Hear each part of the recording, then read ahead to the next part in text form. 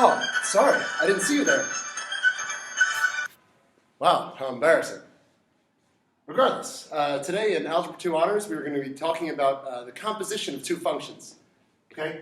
So this goes along with the assignment for next class, which is also on the e-board. I've just chosen two problems to do as examples. All right? Composition is not very challenging. It's all about knowing what to plug in for what. And then if there's some variables involved, to make sure you don't make any careless mistakes with expansion and collecting like terms. Right? So I've just chosen a problem with the functions f and h from the worksheet. Function f equals x squared minus x, and function h is x plus 2. Okay? So if we're asked to do the composition f of h of x, another way to write that would be like this, by the way, with this little circle. This would mean the same thing, just so you guys know that. All right?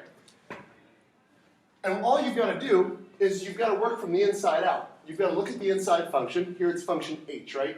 So you just plug in the entire function, what h of x equals, you plug in for the x. You replace the x in function f with the entire expression that h of x equals, okay? So you're going to plug in this expression, the entire function, right? H of x equals x plus 2. So you're going to replace this. You're really finding f of x plus 2. Okay? And you're going to, as I was just saying, you're going to replace the x, in this case, both times, right? Wherever there's an x in this function, you're going to replace with, instead of x, you write x plus 2. So instead of x squared, it's x plus 2 squared, minus, not x, but the quantity x plus 2. It looks like this. All right? X plus 2 squared. Instead of x squared, it's this quantity squared minus that quantity again. Okay? So that's how you handle this composition. You just replace the x in this outer function with the expression that's inside the parentheses. Okay?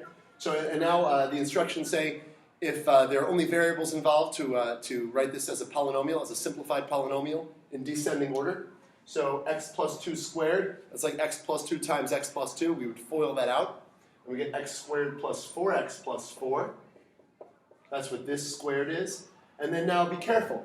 Minus, the parentheses are essential here. You're not just subtracting one term anymore. You're subtracting a quantity.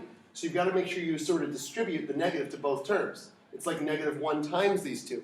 So we have now minus x, not plus 2, but minus 2.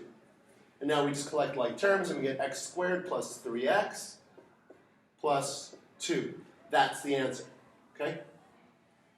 So we write again, the final answer as a polynomial in descending order. All right, letter F, the next problem. F of h of negative 13. This is if you're evaluating a composition like this where there's a number involved, our answer is just going to be a single number. Okay? This is arguably an easier problem. All right? First do h of negative 13. Start with the inside.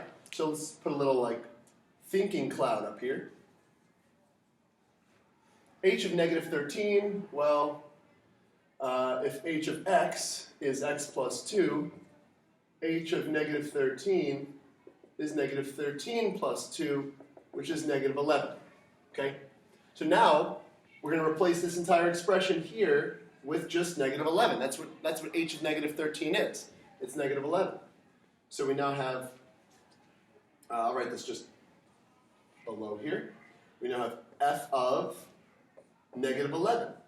And now we plug in negative 11 into the f function. So we have, instead of f of x, we have f of negative 11 equals, well, negative 11 squared. Wherever there's an x, again, wherever there's an x, we're going to plug in that quantity, negative 11. Okay? Negative 11 squared is 121, positive, of course. And then minus a negative is plus 11 now. So we get 132 as the answer. All right? So, perfect timing for the bell. This is just a little... this should be helpful enough to do the rest of the assignment, right? Where there are variables involved, you've got to plug in the entire expression in for the other function's x value, and then just simplify. If there's a number involved, you just find the inner function value. You can draw a little cloud if you want, but whatever. You found this negative 11, you then plug in that quantity into the outer function's x value, and you evaluate it. All right? See you soon.